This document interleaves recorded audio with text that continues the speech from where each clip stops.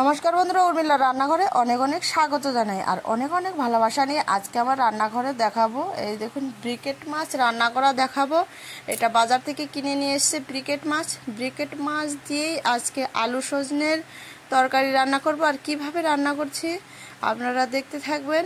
প্রথমে আমি মাছটাকে কেটে নেব, তারপরে আমি দেখুন বাড়ির গাছের সজনে আর আলু দিয়েই আজকে তরকারিটা করছি, এই রেসিপিটা করছি। এর থেকে কিন্তু একটু বয়স্ক হলে সজনা কিন্তু খেতে ভালো লাগবে না, এই রকম সজনেই কিন্তু খেতে ভালো লাগবে, বাড়ির গাছের টাটকা সজনে। তো তারপরে দেখুন আলুগুলোকে প্রথমে আমি ছুলে নিচ্ছি।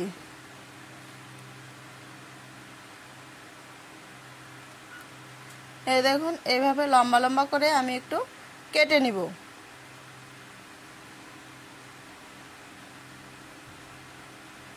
এই যে লম্বা করে কেটে নিয়েছি, এখন আমি সজনেটা কেটে নিব সুন্দর করে।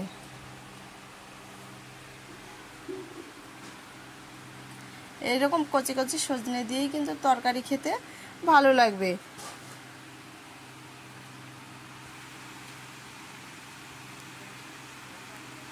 আমি সম্পূর্ণ সজনে এইভাবে করেই কেটে নেব, দেখতে থাকুন। সম্পূর্ণ সবজি আর আলুগুলো কেটে নিয়েছি, তারপরে এটাকে ধুয়ে পরিষ্কার করে নেব।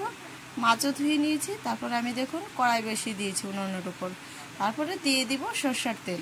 তেলটা দিয়ে একটু হালকা নেড়ে চেড়ে দিব।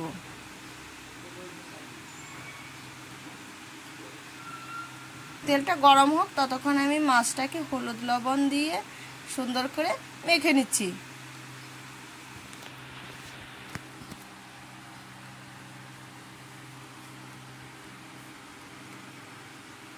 এভাবে করে সুন্দর করে মেখে নিব। এই দেখুন আমার তেলটাও কিন্তু ততক্ষণ গরম হয়ে গেছে, ধোয়া উঠছে। এখন আমি মাছগুলো দিয়ে দিব।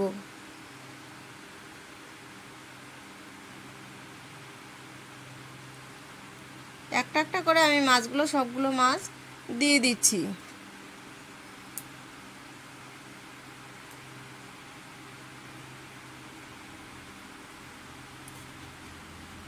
তারপরে দেখুন একটু হালকা নেড়ে চেড়ে দিব।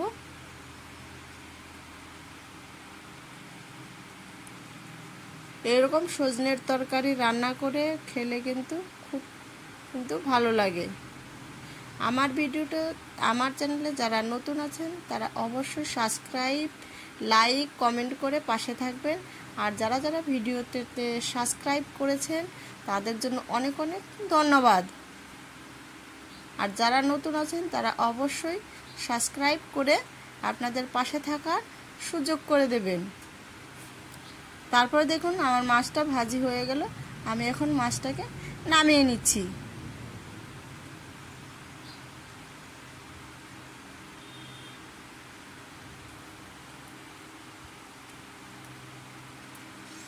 সম্পূর্ণ মাছ এইভাবে আমি ভেজে নামিয়ে নিলাম। তারপরে ওই তেলের মধ্যেই আমি আরেকটু তেল দিয়ে দিলাম, হালকা পরিমাণ তেল দিয়ে দিব। এইখানে দিয়ে দিব জিরে আর শুকনো লঙ্কা ফোড়ন দিয়ে দিব। তারপরে একটু নেড়ে চেড়ে দিচ্ছি, দিয়ে দিব কেটে রাখা আলুগুলো। আলু আর সজনে আমি আলাদা করে নিয়েছি। আলুটাকে প্রথমে সুন্দর করে আমি ভেজে নিচ্ছি।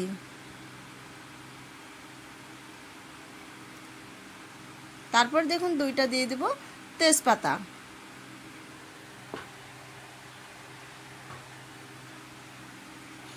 আলুটাকে সুন্দর করে একটু লাল লাল করে ভেজে নিব। তখন আমি দিয়ে দিব স্বাদ মতো লবণ।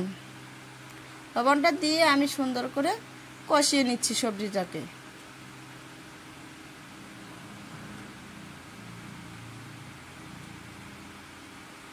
তারপরে দেখুন বেশ করে ভাজবো। আগে আমি হলুদ দিব না, হলুদ দিলে কিন্তু আলুটা কিন্তু পুড়ে যাওয়ার সম্ভাবনা থাকে। তারপরে আমি দেখুন এই যে কেটে রাখা সজনেগুলো দিয়ে দিচ্ছি এর উপরে, দিয়ে আবারও সুন্দর করে নেড়ে চেড়ে দিব।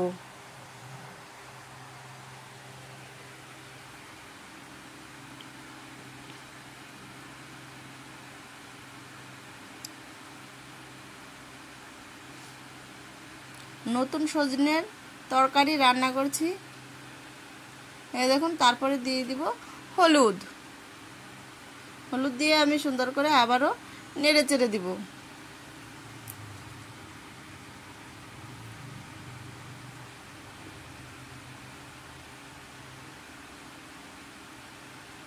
এইভাবে নাড়তে থাকবো। তারপরে এখন দিয়ে দিব আমি সুন্দর করে একটু লাল লাল করেও ভেজে নেব সজনাগুলো। তখন আমি দিয়ে দিব মশলা দিয়ে দিচ্ছি, এটা হচ্ছে আদা বাটা, তারপরে দিয়ে দিব শুকনো লঙ্কা বাটা,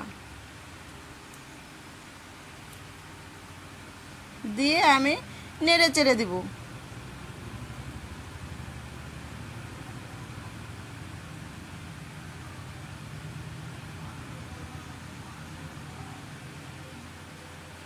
এই দেখুন বেশ করে কষানো হচ্ছে কিন্তু সবজিটা।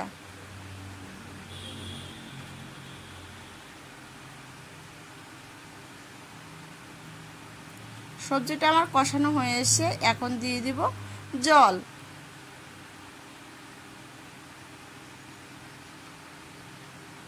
দিয়ে দিচ্ছি জল।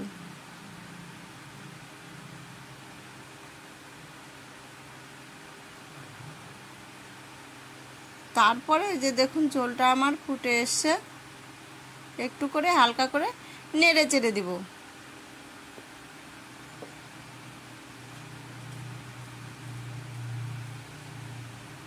নেড়ে চেড়ে ঝোলটা যখন অর্ধেক ফুটবে তখন আমি দিয়ে দিব এখানে ধনে বাটা, ভেজে নিয়েছিলাম ধনে বাটা। ওই ধনে বাটাটা আমি ঝোলের মধ্যে দিয়ে দিব। দিয়ে একটু হালকা নেড়ে চেড়ে দেওয়ার পর এই দেখুন আমি মাছগুলো দিয়ে দিচ্ছি। দেখেছেন তো পেঁয়াজ রসুন ছাড়াও কিন্তু মাছের তরকারি কিন্তু খেতে কিন্তু টেস্ট লাগে। আপনারা এরকম ভিডিওটা দেখে বাড়িতে রান্না করে খেয়ে দেখবেন, অসাধারণ লাগে খেতে। তারপরে দেখুন কয়েকটা কাঁচা লঙ্কা ফাটানো দিব আমি।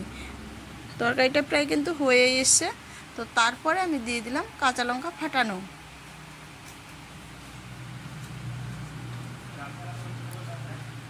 লঙ্কাটা দিয়েই আমি হালকা একটু নেড়ে চেড়ে দিব। এই দেখুন ঝোলটা ফুটছে, এখন আমার তরকারিটা হয়ে এসছে। আমি দিয়ে দিব এখানে তেলে ভাজা জিরেটা, তেলে ভেজে নিয়েছিলাম ওই ভাজা মশলাটা আমি দিয়ে দিচ্ছি। দিয়ে সুন্দর করে আবারও নেড়ে চেড়ে দিব। এবার এখন আমি এটাকে নামিয়ে দিচ্ছি। আপনারাও এরকম ভিডিওটা দেখে বাড়িতে রান্না করে খেয়ে দেখবেন, অবশ্যই ভালো লাগবে। আর ভিডিওটা ভালো লাগলে অবশ্যই সাবস্ক্রাইব, লাইক, কমেন্ট করে সবাই পাশে থাকবেন। পুরো ভিডিওটা দেখার জন্য অনেক অনেক ধন্যবাদ। আমি কালকে অন্য ভিডিও নিয়ে আসবো আপনাদের কাছে। আপনারা ভালো থাকবেন, সুস্থ থাকবেন এই কামনাই করি।